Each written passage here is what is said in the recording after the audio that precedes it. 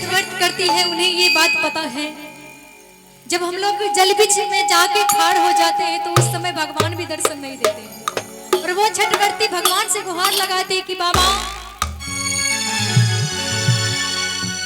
कि कल पहली भी जल